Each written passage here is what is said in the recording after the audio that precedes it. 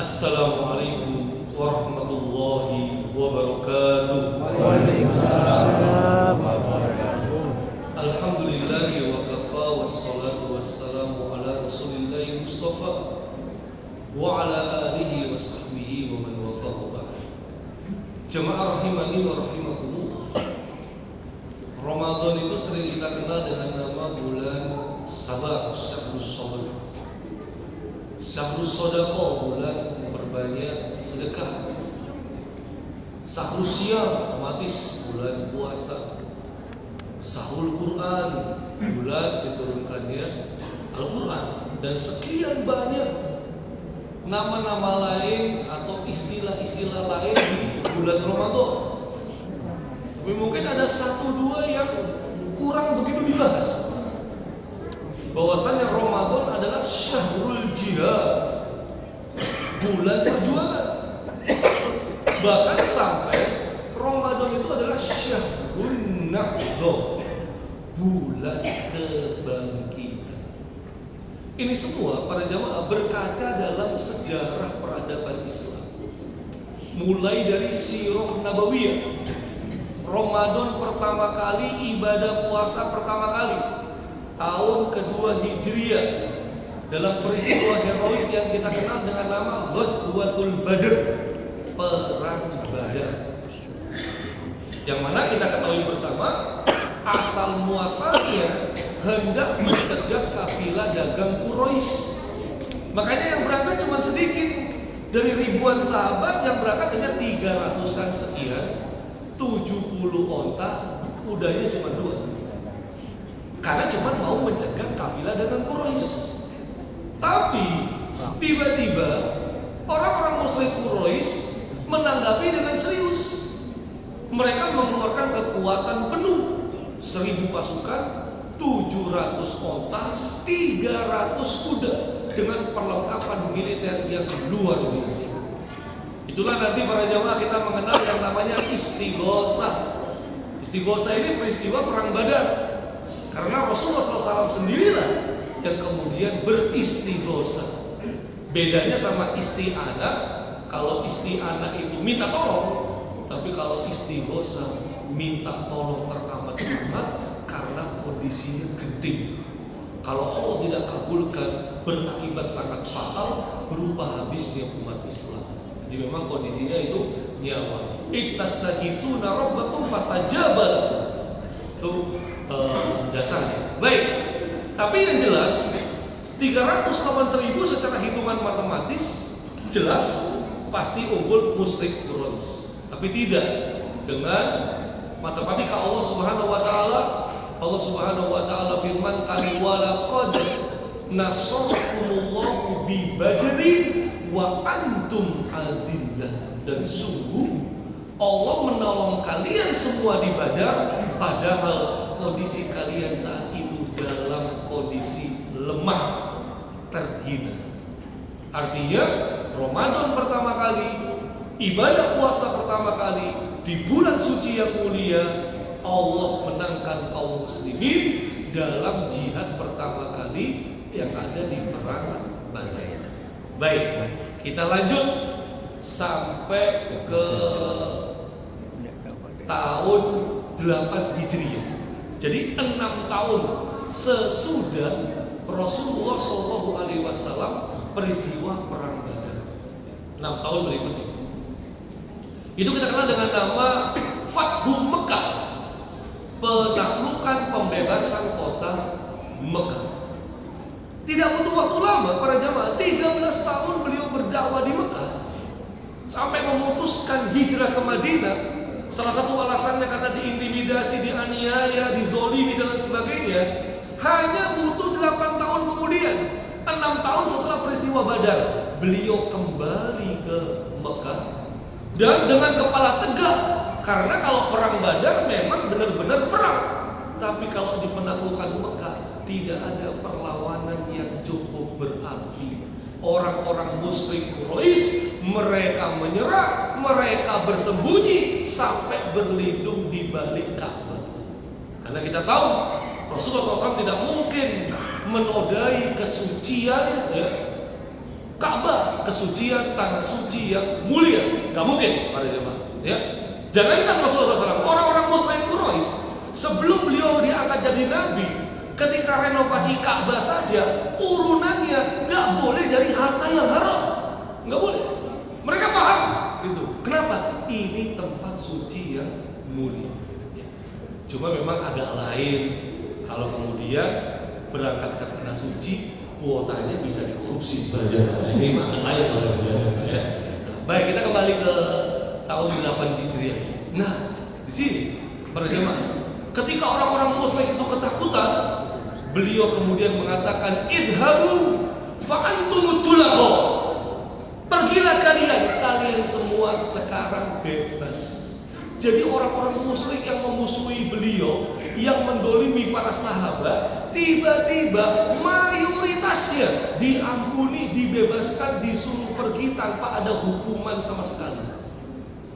Walaupun beliau sudah punya list, nggak sampai 20 orang-orang musyrik. Kalau dalam Sirah Nabawiyah kita cek, nggak sampai 20 orang.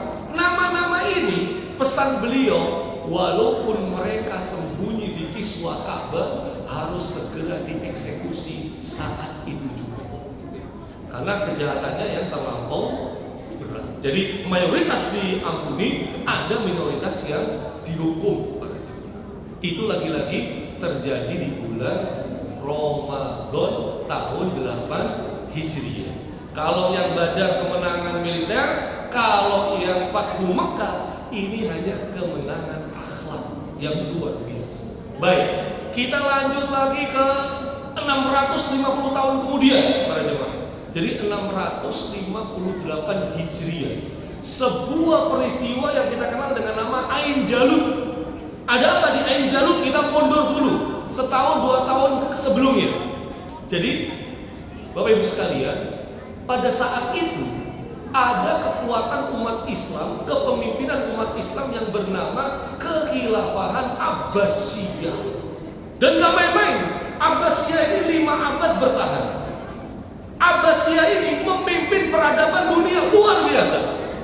Mulai dari perpustakaannya namanya Baitul Hikmah, perpustakaan yang luar biasa karena membuat jutaan buku, karya, ilmu pengetahuan, terjemahan, dan lain sebagainya. Luar biasa.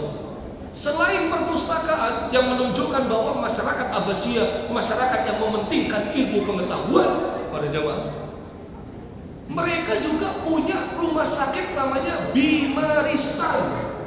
Rumah sakit yang luar biasa karena teknologinya sudah canggih, sudah berani melakukan operasi bedah manusia yang di sebagian wilayah negara lain merasa manusia itu kalau sakit gak jangan dioperasi, tapi di jampi-jampi dan lain sebagainya. Dan Bimaristan luar biasa. Dan Bimaristan ini gratis, nggak pakai BPJS, karena BPJS masih bayar. Jadi Bimaristan juga gratis. Belum lagi desain ibu kota Abbasiyah ini di Baghdad. Mereka punya desain modern, namanya The Round City. Jadi ibu kotanya itu didesain melingkar pada zaman. Ini bisa kita lihat ilustrasinya di AI. Tapi kalau peninggalannya nggak ada, Pak. Habis loh peninggalannya itu. Habisnya kenapa? Ini saya ceritakan ya. The Round City. Jadi ibu kota di tengah-tengah, istananya di tengah-tengah, dan melingkar wilayah-wilayah lain. Luar biasa. Ya, apakah mirip sama IKN? Kayaknya nggak mirip. IKN itu beda sebetulnya. Nah, dengan kehebatan Abbasiyah ini, ternyata saat itu ada kekuatan dari Asia Tengah yang sangat luar biasa.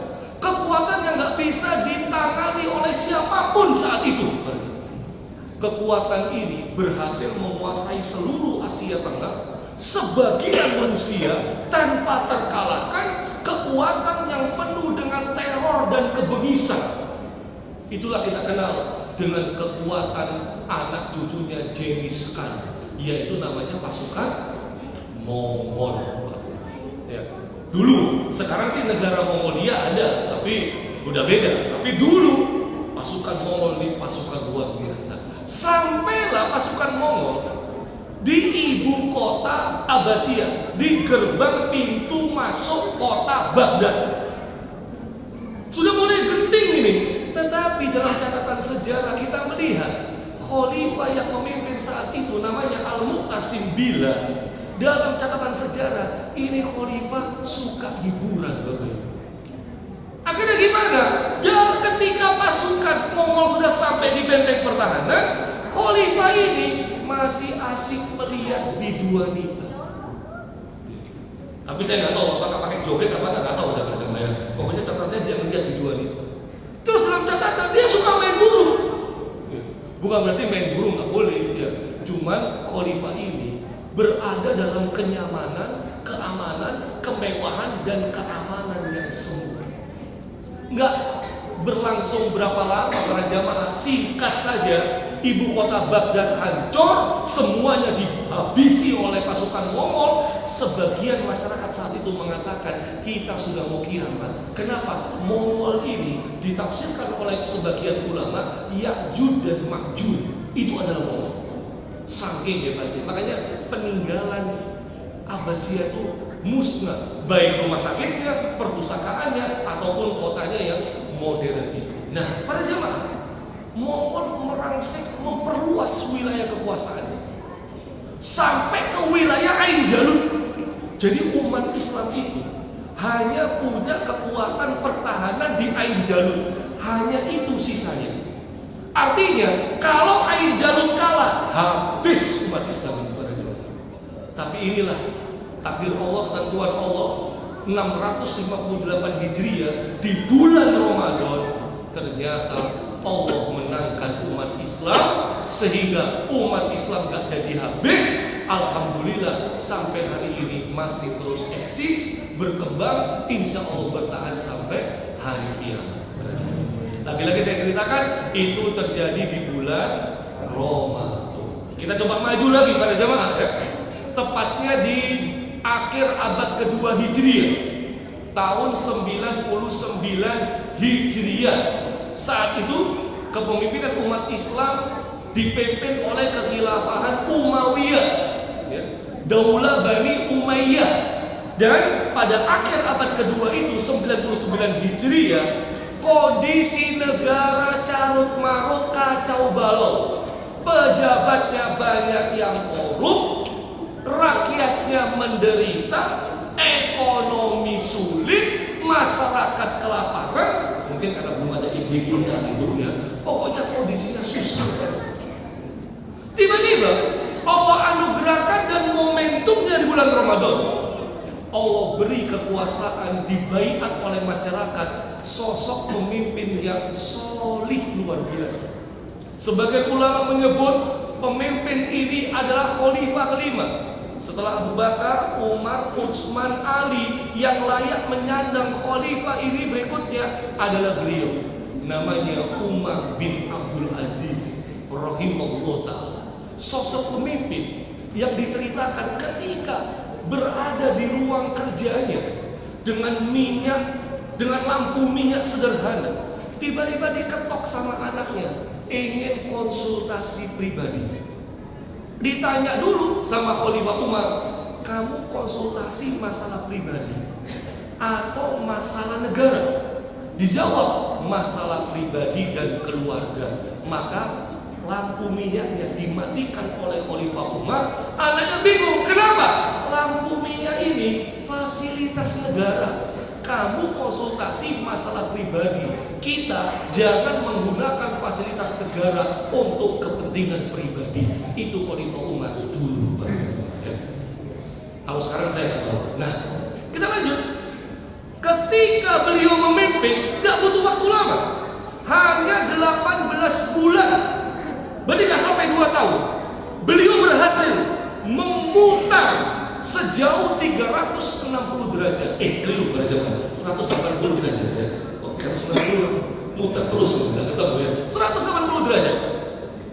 Yang sebelumnya terpuruk negara itu, tiba-tiba dalam waktu kurang dari 2 tahun beliau berhasil merubah keadaan sampai-sampai untuk menyalurkan harta zakat mal disalurkan itu nggak ada yang mau nerima para jemaah.